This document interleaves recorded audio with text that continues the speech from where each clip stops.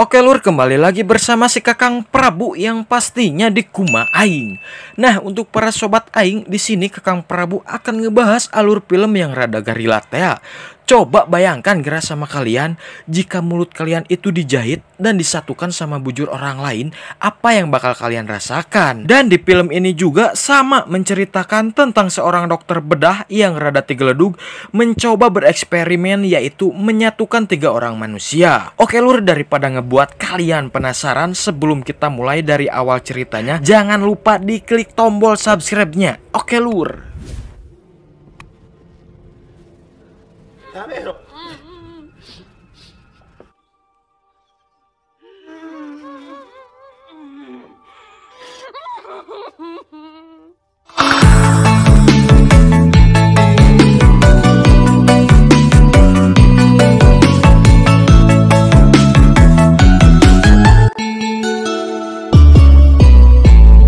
Di awal film kita diperlihatkan dengan seorang dokter yang bernama Dr. Hater. Dia sedang berhenti di pinggir jalan sambil melihat foto anjing-anjingnya yang sudah dia sambung dari bujur anjing yang ke satu ke mulut anjing yang kedua, dan seterusnya. Lalu ada sebuah mobil kontainer berhenti di belakang mobilnya, dan ketika supir kontainer itu turun, entah teuing kunaon kenapa si Hater ini malah menembaknya. Dan di sini kita tahu kalau si Dr. Hater ini merupakan dokter dengan kelainan jiwa alias Dr. Nurada Gelo.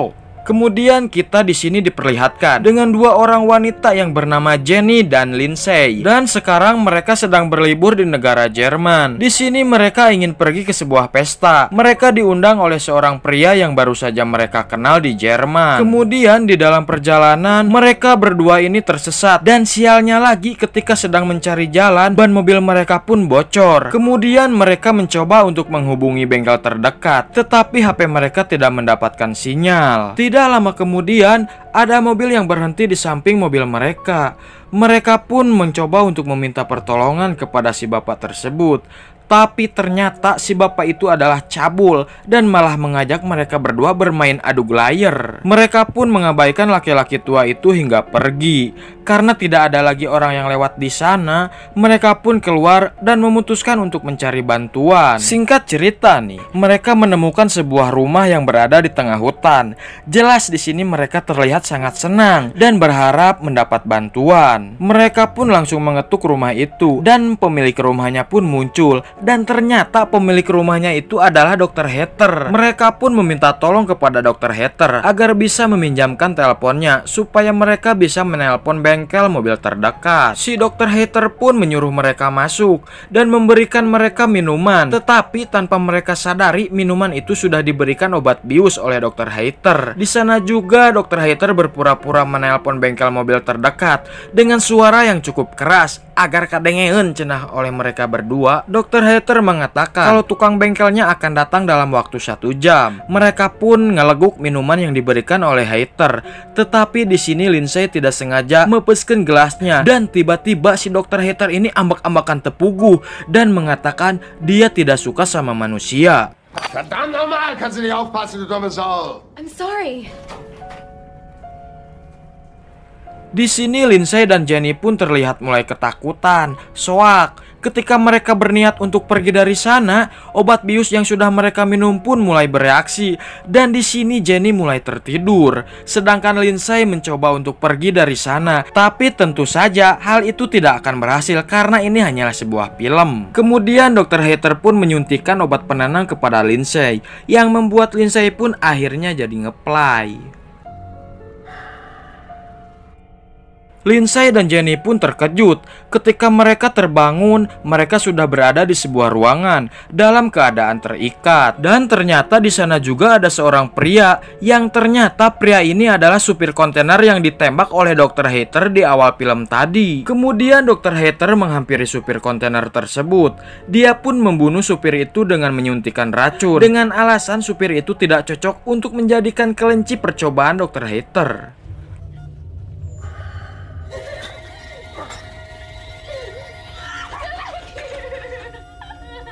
Lalu si Dr. Hater pun mengubur mayat supir tersebut di belakang rumahnya. Singkat cerita, dia sudah berhasil menemukan kelinci percobaan yang baru untuk menggantikan si supir. Dia merupakan turis yang berasal dari Jepang yang bernama Katsuro. Dr. Hater pun langsung membawa orang Jepang itu ke laboratorium percobaannya.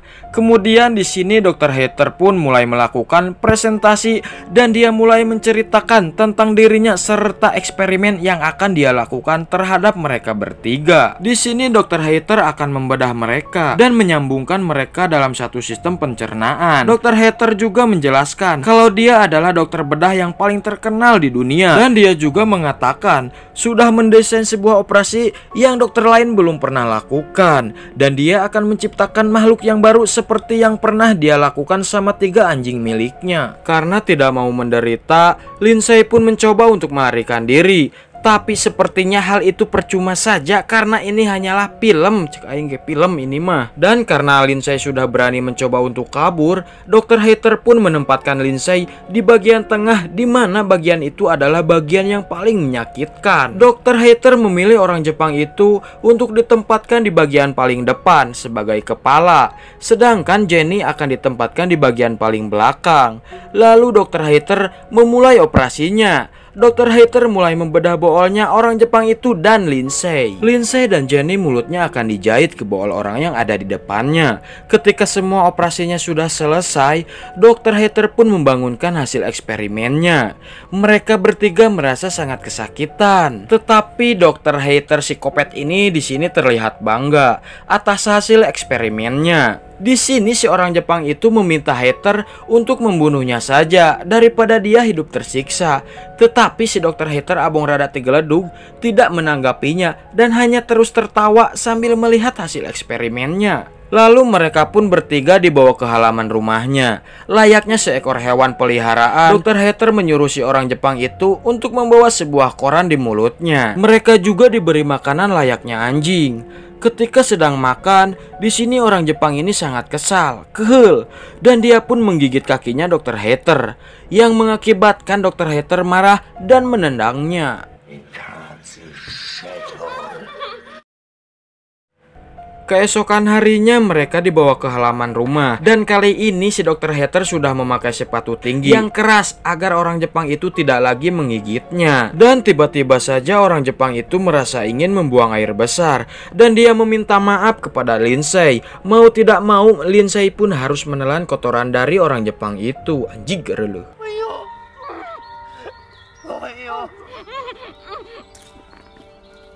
Melihat hal tersebut, si Dr. Hater pun menjadi sangat bahagia karena sistem pencernaan yang dia ciptakan berhasil. Jadi si Dr. Hater ini tidak harus susah payah memberikan makan sama 3 orang sekaligus.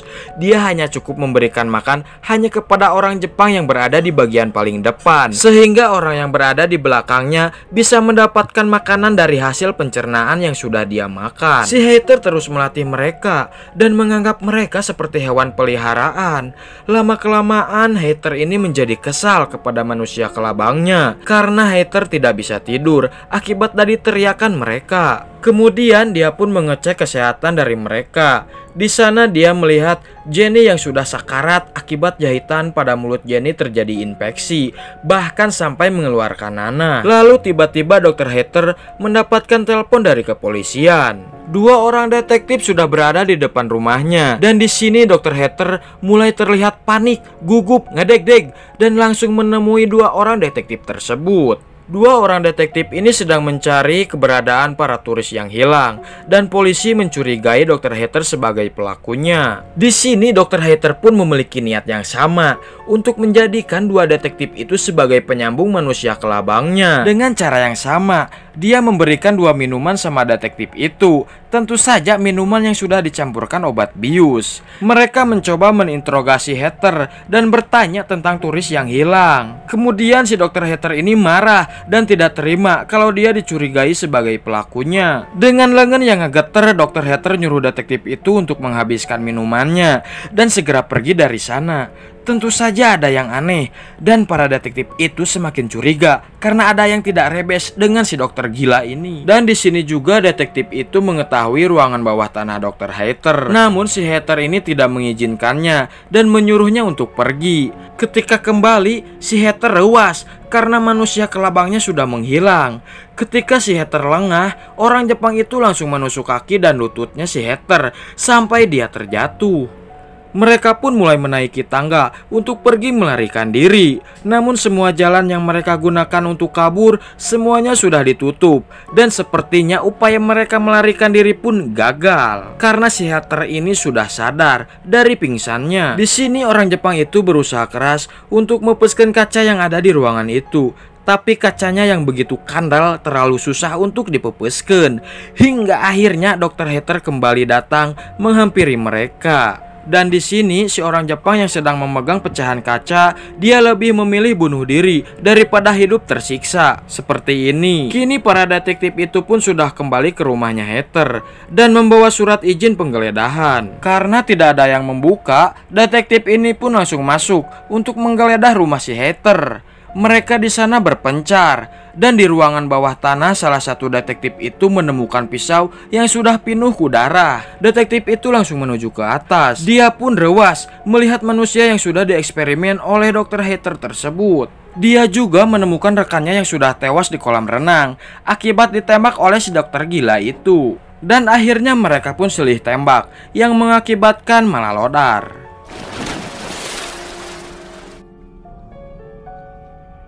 Tidak lama kemudian, akhirnya Jenny pun modar juga. Dan ending yang entah teuing kumaha ieu teh film, semuanya malahadar. Hanya tinggal Lindsay yang selamat. Cerita pun selesai.